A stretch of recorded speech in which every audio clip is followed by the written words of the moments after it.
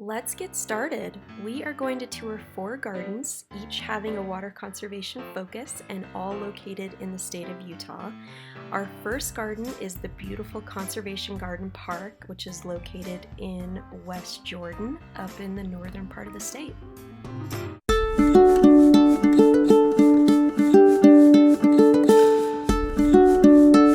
Over the past few years, the Conservation Garden Park team has been working on a new series of exhibits designed to help homeowners understand and implement the lessons they've learned in the gardens classes. Join us on a tour of these new spaces and see how Conservation Garden Park is helping its visitors achieve real conservation.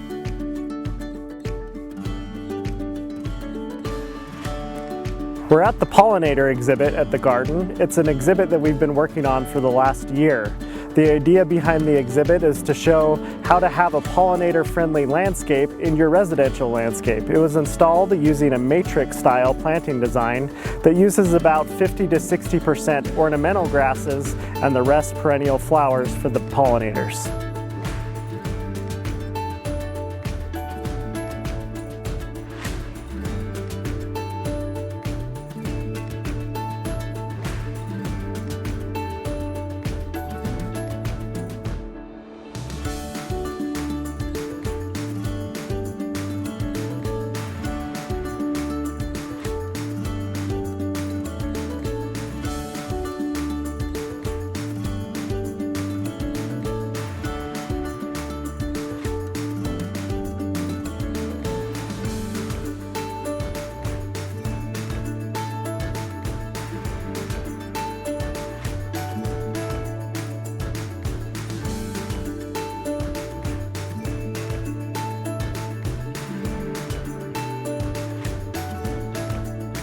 One of the things that we get asked a lot here at the garden is about recirculating water features and how much water they use.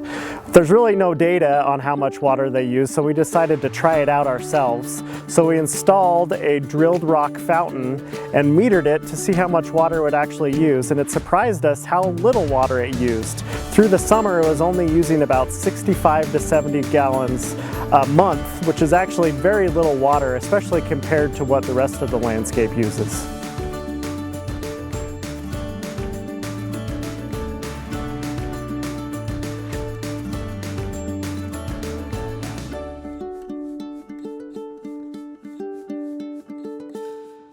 Part of the pollinator exhibit is example paths that people can look at and try to decide what they want in their own localscape. Paths are a great way to get from one place to another in a localscape, and they also reduce maintenance at the same time.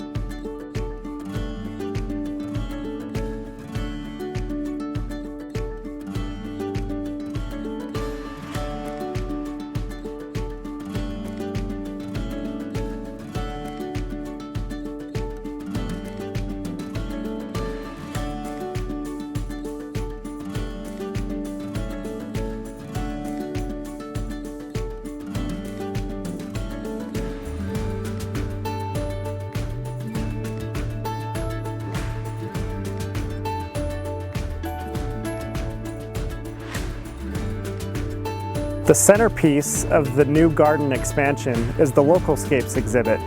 The Localscapes exhibit was designed to replicate a quarter-acre residential landscape, including a front yard, a backyard, and in the middle is a large pavilion that replicates the house. The idea behind this landscape was to take away some of the scale issues or interpretive issues that we had in the past with the older parts of the garden. While people loved the older parts of the garden, they had a hard time figuring out how to take what they saw here at the garden and put it into their own landscape.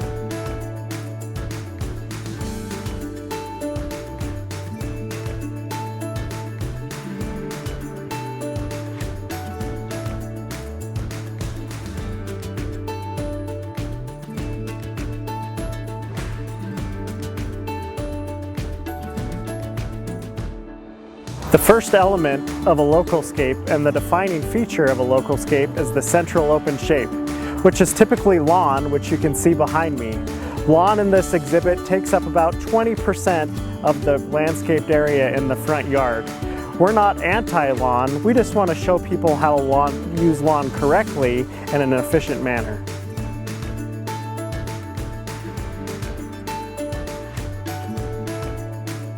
Step 2 of a localscape are gathering areas.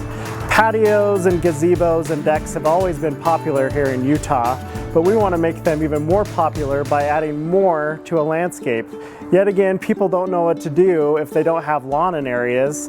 Gathering areas are a great option to replace lawn and actually make it so you want to spend more time in your landscape. In the backyard of the Localscapes exhibit, we have a vegetable garden, which is a type of activity zone, which is step 3 of a localscape.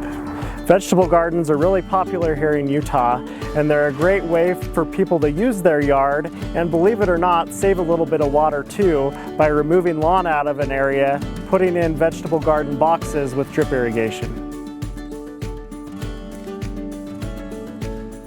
Side yards like this one are usually forgotten areas of the landscape. People end up using lawn in this area. They don't really know why they put lawn in this area. They just don't know what else to do. But this actually presents a great opportunity to save water by putting in planting beds, and step 4 of a localscape, a pathway like this.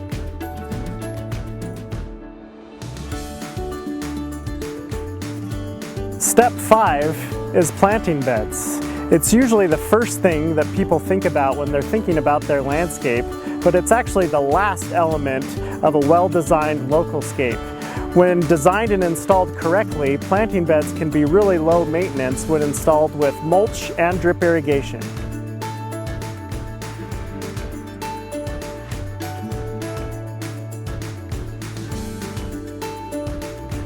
We're now inside the Localscapes house. It acts as the centerpiece of the exhibit, but also an outdoor classroom where we can teach homeowners the Localscapes concepts while they experience the exhibit in real life.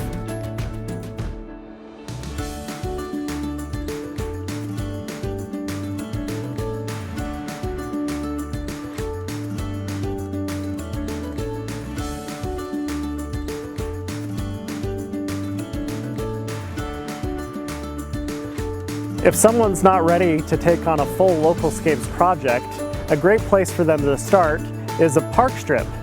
And we've created a park strip exhibit to show 8 different styles of park strips that they can recreate in their own landscape. For each park strip that we have a downloadable park strip design that they can print off and use in their own landscape. Conservation Garden Park's new exhibits showcase practical projects that solve landscaping challenges for homeowners, while also benefiting the environment and producing measurable conservation.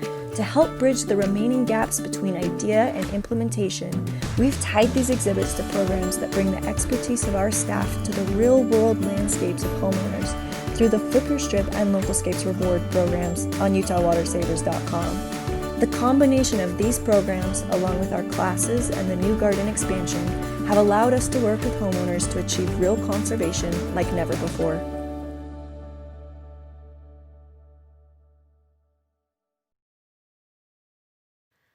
Up next, we're dropping roughly 1,600 feet in elevation and transitioning from planting zones 5 and 6 to planting zone 8 as we enter southern Utah and check out the Red Hills Desert Garden in St. George.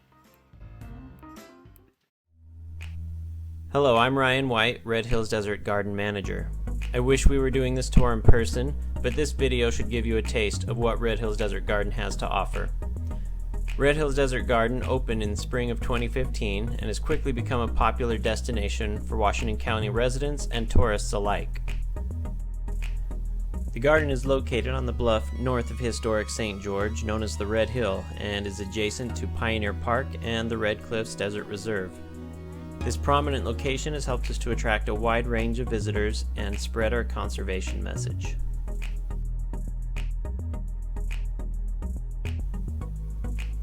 As the first desert conservation garden in Utah, Red Hills Desert Garden features plants that have evolved under some of the most extreme conditions.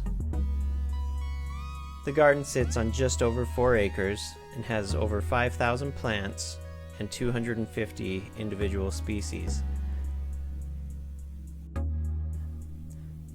The garden is a partnership between the Washington County Water Conservancy District, the City of St. George, and the Virgin River Program.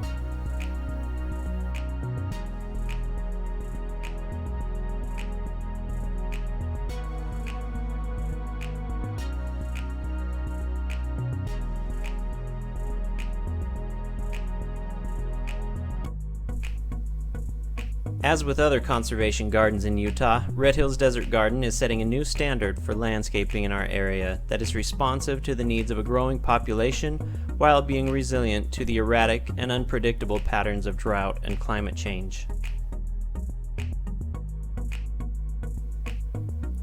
Washington County's climate is what I describe as a transitional zone. Though we get nearly as hot as Las Vegas during the summer, we also get much colder than them in the winter. Finding plant species that can withstand freezing temperatures from 10 to 15 degrees all the way to 115 degrees is a challenge. Though we are typically a hardiness zone 8, most winters now are closer to those of zone 9. But 7 years ago, before the garden was planted, we had temperatures down to 0 or zone 7. Because of this variability, one of the goals of Red Hills Desert Garden is to trial plants that have not traditionally been used in the area. Zone 9 desert trees like Palo Verdes, acacias, and varieties of mesquite have performed well so far, and we are beginning to see their increased usage throughout the community.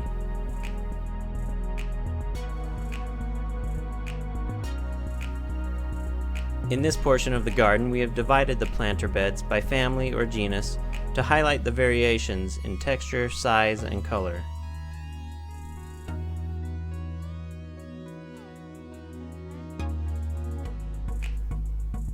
Springtime in the desert is amazing for flowers. Mid-April to early June is the peak bloom season at the garden. But as triple-digit temperatures arrive in late June, most small perennials go dormant and look somewhat ragged. This is when the desert succulents shine. When other plants are hunkering down, cactus, yucca, and agave look as good as ever.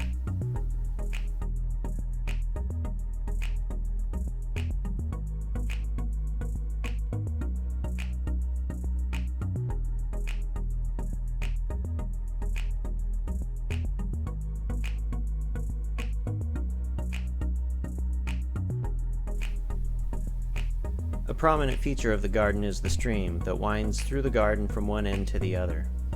This stream was designed to recreate the habitats found along the Virgin River.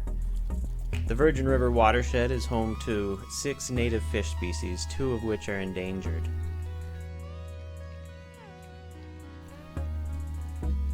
The water for the stream comes from the Skyline Pond about a quarter-mile away.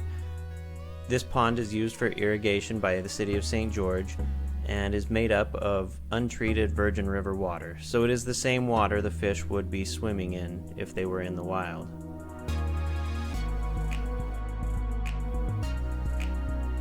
The stream typically flows at 1 CFS, though several times a year the Virgin River program will turn the pumps up to flow at 4 CFS to simulate a flood. Floods are an important part of the life cycle of the fish and are an important signal to them that it's time to swim upstream and reproduce. At the end of the canyon is the fish viewing area. This is not an enclosed aquarium, but rather a view into the stream. As such, the water clarity fluctuates from day to day and closely mimics conditions you would find in the Virgin River itself. The fish you see swimming here are Virgin River chub, one of the endangered species. Most of these are 1 to 2 years old, with the smaller ones being offspring this season. The sculpted Slot Canyon area recreates microclimates found in southern Utah's canyons, allowing us to showcase more shade-loving plants. But we also like to use the canyon for art displays and events. Parashant National Monument partnered with us to display these raindrops created by elementary students. These colorful bike rims were displayed when the Tour of Utah bicycle race started in front of the garden. And the annual holiday light display always casts a magical glow. Of course, my favorite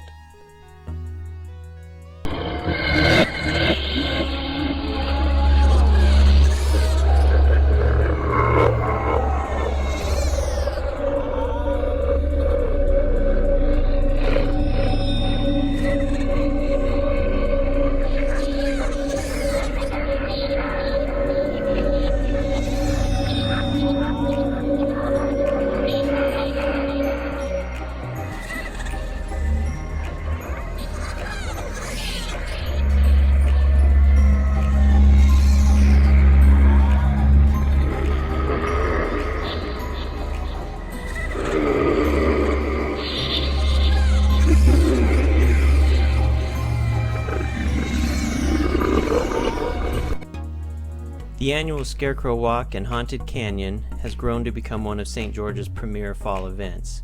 You've probably noticed the scarecrows in some of the other footage. Each year, dozens of businesses, organizations, and private individuals create the scarecrows, while the garden staff creates the Haunted Canyon portion. Over 15,000 visitors attend during the 2.5 weeks that they are displayed.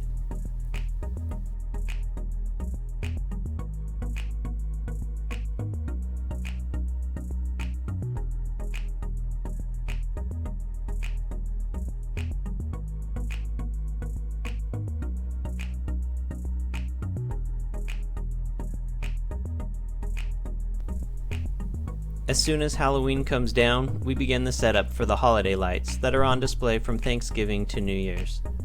Though these events do not have overt conservation messages tied to them, they attract families to come back to the garden again and again, creating lasting memories and shifting norms by instilling a deeper appreciation for the beauty of desert landscaping. The red sandstone boulders used throughout the garden came out of the ground during the excavation for the Water District offices east of the garden. It turned out that many of them contained dinosaur tracks from the early Jurassic period. This one is considered a true track, or an impression where a dinosaur once walked.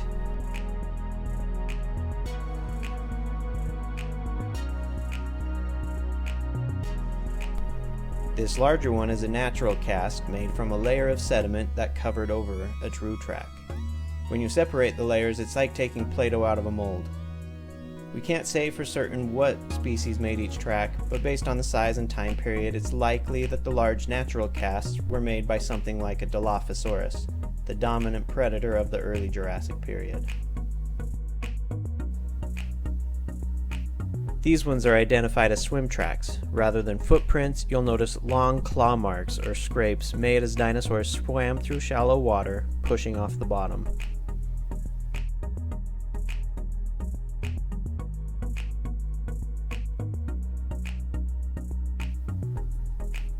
Tracks in the concrete guide you to the more significant finds, but with a careful eye, you'll likely discover more.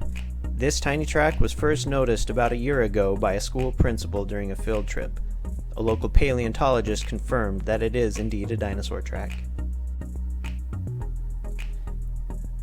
So next time you're in St. George, I hope you'll make time for Red Hills Desert Garden. If you're visiting during a weekday, let me know when you'll be there, and I'll be happy to give you a personal tour. Otherwise, the garden is open every day from 6 a.m. to 10 p.m. If you have any questions, please send me an email at ryanw@wcwcd.org. Let's cool down a bit and head back up to the northern part of the state where we're touring Weber Basin's Water Learning Garden in Layton.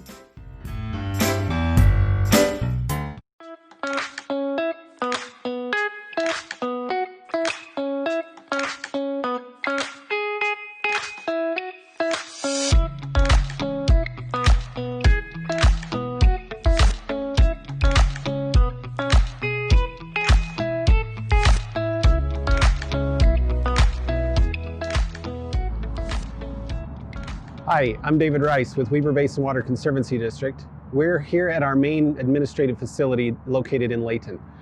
On this site, we have our main administrative offices, we have our Water Education Research Center, we have one of 3 large water treatment plants, and we have, of course, the Learning Garden.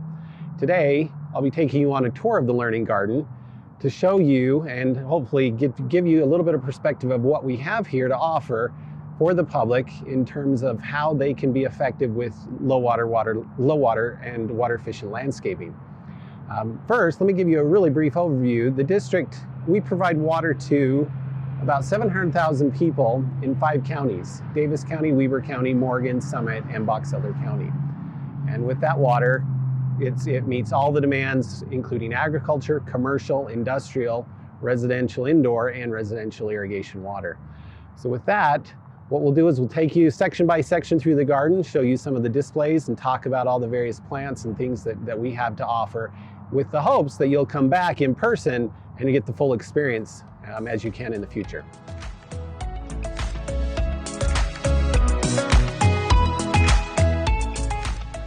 So now we're here at our ground cover display. This is right in front of our main administrative office, kind of as the entrance to the garden. And this is an area that we wanted just to show small examples of alternatives to lawn in a landscape. So here we've got about 8 different varieties of plants, each of them a little different in characteristic and type and color and interest, but all of them showcasing something that could be on the ground in place of lawn. Now, lawn is an important part of the landscape, and we've got some turf plots I'm going to show you in a minute. But there are alternatives to lawn. They maintain a fairly uniform cover, they're green, many of these even flower, and they use much less water than a traditional Kentucky bluegrass or cool season lawn.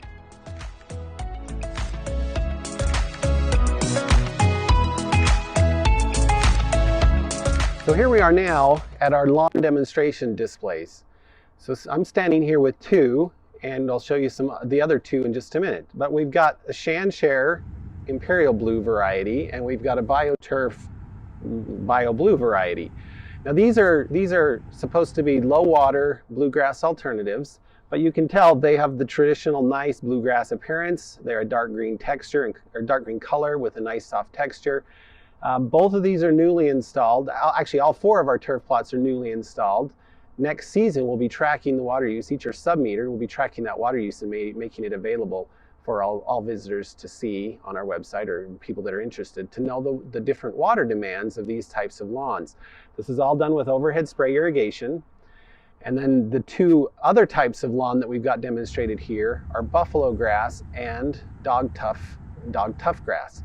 Both of those are warm season varieties of turf, very different in appearance and color, more of a gray-green cast to them more than the traditional dark green, but use significantly less water compared to the Kentucky bluegrass or perennial rye or those other varieties of cool season grasses that are typical to our climate. But I should mention, regardless of what variety you use, we would encourage you to use lawn as a design element in a landscape, not just a default ground cover for the entire landscape. So now, here we are standing right here with our small mulch demonstration. Now granted, there are many colors and textures and varieties of mulches that can be used on the ground. Here we've got 3 varieties of rock mulch colored in different crushed size and different texture, in addition to a few different colors of bark. And the important part with mulches is not necessarily what you use, but that a good mulch layer is applied, 2 to 3 inches is applied, and that mulch layer will help do a couple of things. It'll help reduce evaporation from the soil, helps moderate soil temperatures, and will reduce weed germination and growth rates. So the idea is that you can choose the mulch and texture and color of interest that you love and get the benefits regardless of what's on the surface. It does create a different feel and look depending on the material you choose, but mulches are a very important thing to low water landscapes.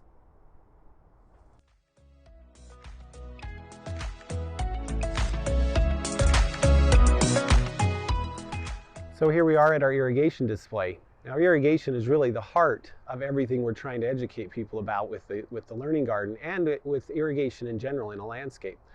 So all throughout the garden irrigation is demonstrated, but because some of that's not visible, we've got a small irrigation display here that's interactive. So as users come, they can push a button and then various types of sprinkler heads will pop up and they can see the operation of those heads, and because it's on a concrete pad, they can visualize the spray pattern and see how uniform or see how those water droplets are being distributed. We've also got drip irrigation throughout the garden, and we don't have a formal display for that, but there are areas in the garden where people can visually see the different methods and types of drip irrigation and how they can be used in a landscape setting for both traditional plantings and raised beds for vegetables or other methods.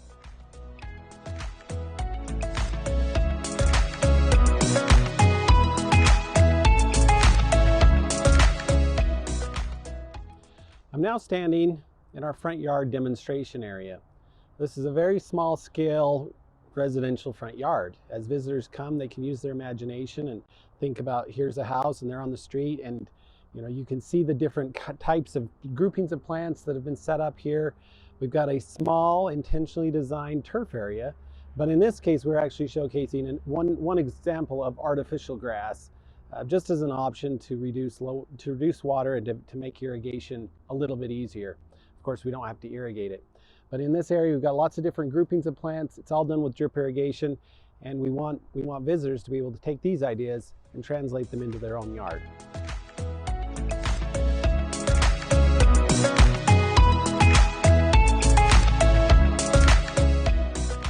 So here we are standing in front of what we call our backyard demonstration. And again, using your imagination, you're standing inside the home, looking into the backyard of a small residential landscape. And so once again, hopefully we're illustrating some principles where you can look at the groupings of plants, the types of plants, how they're grouped together. There is seasonal interest, so whenever you come, there should be something in bloom, something of interest, and you can come and take those ideas and apply them back into your own landscape.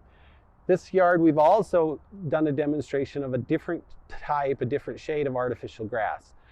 The idea is that you as a consumer can become a little more educated of some of the options. It may not be suitable for everybody, it may not be suitable for every location, but it is another option, a different type, different color, and it does fit very well in a very small space that would be more difficult to irrigate otherwise.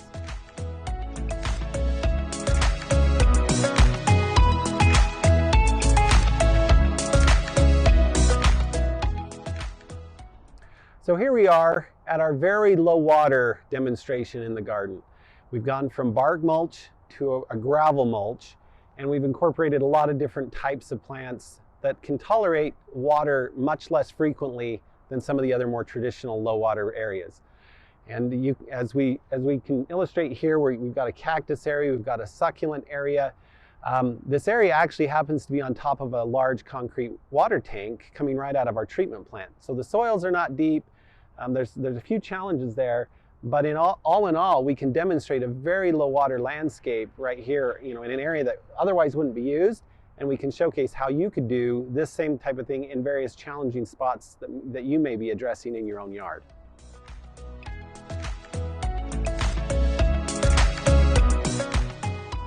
So this demonstration here is just a very small area with raised beds. And raised beds are primarily used for vegetable gardening. So, it's one area of the garden that's still water-wise, but vegetables need more water to be productive. So what we've done is tried to set up a few examples here of different types of drip irrigation that can be effectively used on raised bed gardens. So as you get into your own landscapes and you don't have a lot of space, you still want vegetable gardens, you don't have to flood irrigate those, spray irrigate them, you can do them very effectively with drip irrigation. So we wanted to demonstrate those things, even though this is a small scale, how you can be effective at home.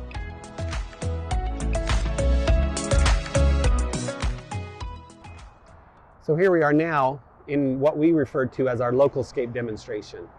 Now the Localscapes is a principle-based concept that helps you as a homeowner be able to apply principles in your landscape that'll make it attractive, functional, and beautiful in addition to water-wise. So we've got a turf area that's designed turf. Its intention is to be small, to showcase that this turf has a usable function. It's a design element in a landscape. We've got pathways, we've got planter beds, and then the parts that we have a difficult showing are the activity zones, although we have a pergola, which could be a gathering space. All the principles are here, minus the toys that you might have in your yard, such as trampoline, swing sets, those kind of things.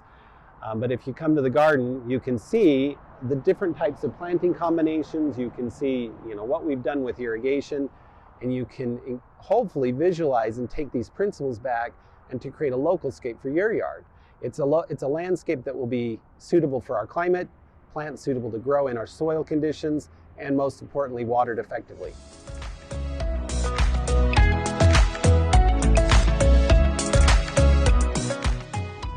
Here we are standing at our park strip demonstration. This is just a very small sampling of the few options that could be done in a park strip to make it more water efficient. Now there are many, many options and all kinds of styles and tastes, but here we've got just a few small sections of different kinds of plants, different groupings that could help you maybe do something like this or something more effective in your park strip than trying to water lawn. They're beautiful. They also take much less water than a traditional lawn park strip would take.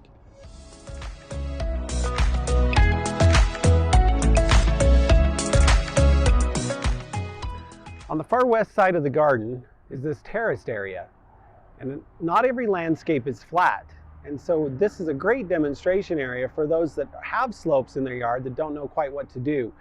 You know, an area that can be terraced. We've tried to theme these areas with different kinds of plants that have different bloom times, different color schemes, both in the foliage and the flower, in addition to a meandering pathway. At the one side of this terraced area, there's also a little dedicated rose garden. So overall, showing people how to deal with the slope is one of the objectives of this area of the garden.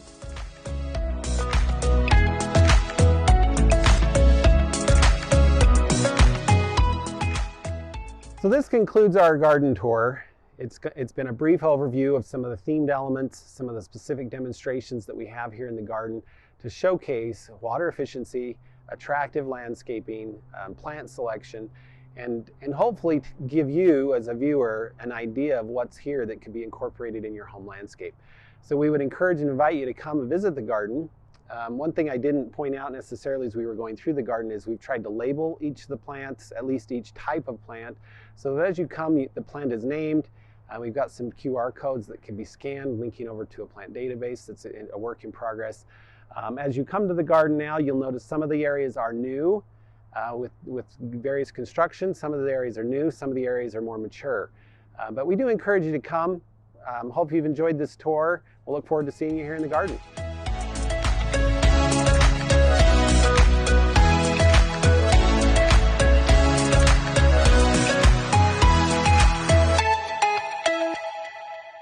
Our final destination is the USU Botanical Center located in Kaysville. We are hosting a live Q&A session as part of this virtual event, so don't hesitate to type your questions in the Q&A box and we'll get to those shortly. Hello, I'm Jerry Goodspeed, Director of the Utah State University Botanical Center, and welcome.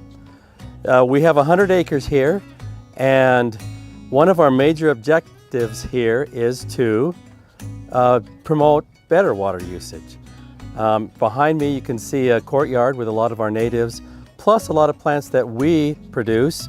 We have a plant introduction program where we try to work with water, bringing them in to the industry and selling them.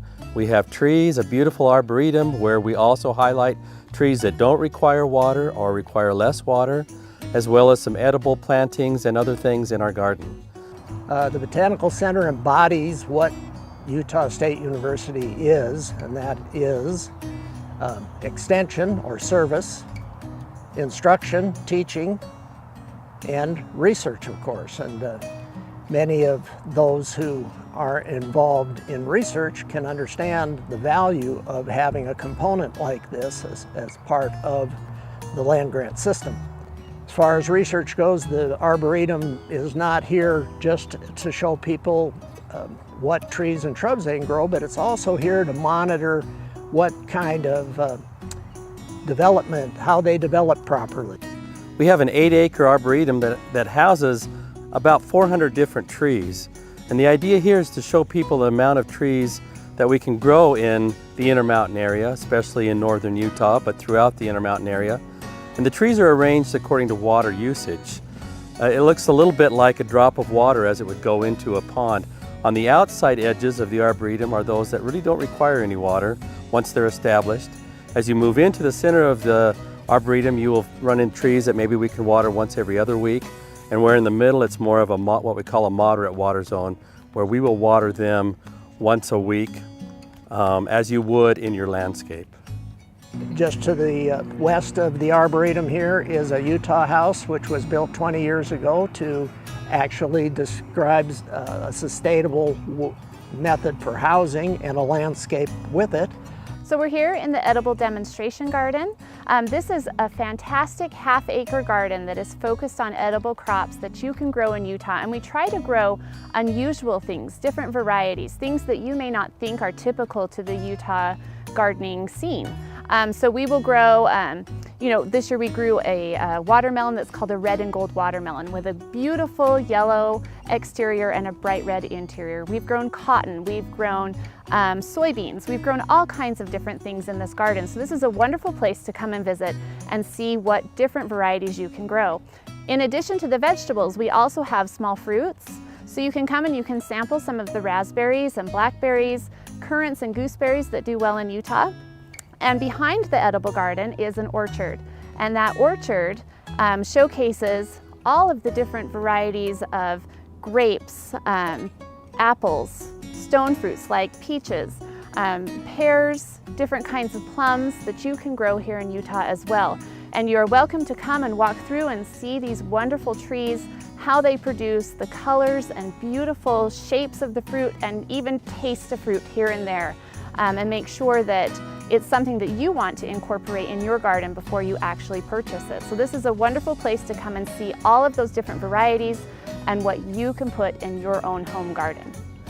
There are people measuring water here at the center.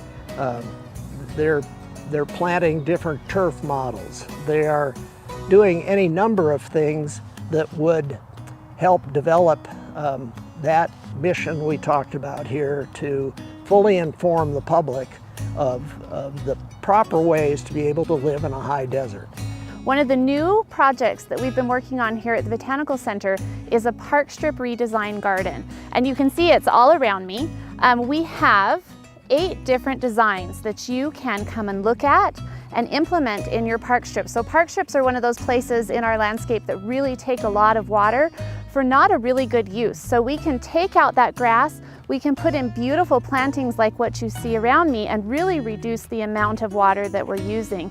We're comparing each of these designs to see which ones can take the least amount of water, and that's something that's going to be up and coming, and you'll see more information coming out on that research as this project progresses. But we're also comparing it, not just these types of herbaceous plants, but we're comparing it to a thyme, ground cover, and a turf-style tall fescue, a cabin mix, and our regular old Kentucky bluegrass. So we're going to be seeing what kind of water savings we can get by replacing those traditional plantings with alternative grasses and some of these really beautiful plants. We have 8 acres of ponds and wetlands here at the Botanical Center. Most of that water is storm water. Most of the streets in Kaysville and Fruit Heights, all of the runoff comes to our ponds, usually on the north end, some on the south end. We have 4 ponds. The storm water goes through those ponds, and the idea behind it is that we will reduce the nitrate and the other chemical problems that the water has, so that it leaves our property better than when it came onto our property. We also have fish in those ponds. We stock them 3 times a year, and it's just public fishing. Everybody's allowed to come as long as you have your license. Along with the ponds, we also have a wetland discovery center, which is a building where we educate mostly youth, 4th grade and up, on water usage, on storm water, why it's important, why wetlands are important, and why the ponds are important as well. Okay, we're here in the Edible Farm Demonstration Garden. This is a newer garden that was added to the USU Botanical Center in the last 2 years. The purpose behind this garden is to show you, if you wanted to convert your backyard to feed your family, how you could do this effectively in a very small space and grow a lot of food. So we use a lot of vertical trellising techniques here in this garden. We also use intensive planting systems, different ways to incorporate more plants in a smaller space. If you are looking at becoming an urban farmer, this is an excellent place to come and get ideas and learn how to use some of these techniques to boost your income and to learn how to grow really good produce in a very small space that is highly valuable. In addition to some of that produce, we also grow cut flowers in this garden. And cut flowers are a booming business in Utah. So we are trialing different flowers, learning how to grow them right alongside our growers so that we can offer great information and so that we can help people learn how to grow this high value crop that is becoming very important in Utah. We are in one of our high tunnels, high tunnel greenhouse. And this is what we call our hydroponic aquaponic research area. And you've probably heard a lot about hydroponics and aquaponics and wondered if they work, how we do it. Well, that's what this whole facility is here. We grow, you can see the tomatoes that we're growing. These tomatoes are grown without soil. We just water them occasionally. Same thing with the sweet potatoes that are below me. We also have other crops in here that we do some research just to grow and see how they'll do, how we can improve it. We keep track of the cost to figure out if it's affordable to do this. We also have a program of the aquaponics where we have fish. The fish help us with nutrients. Those nutrients get moved from the fish tank to the plants. And so it's kind of a symbiotic relationship where they're trying to help each other. It's not that easy. And so this is us trying to figure out how do we keep fish alive and strawberries alive. And that's part of the research that we do ongoing here, just to try to help people with their own problems, try to figure out and find solutions to aquaponics and hydroponics in this case.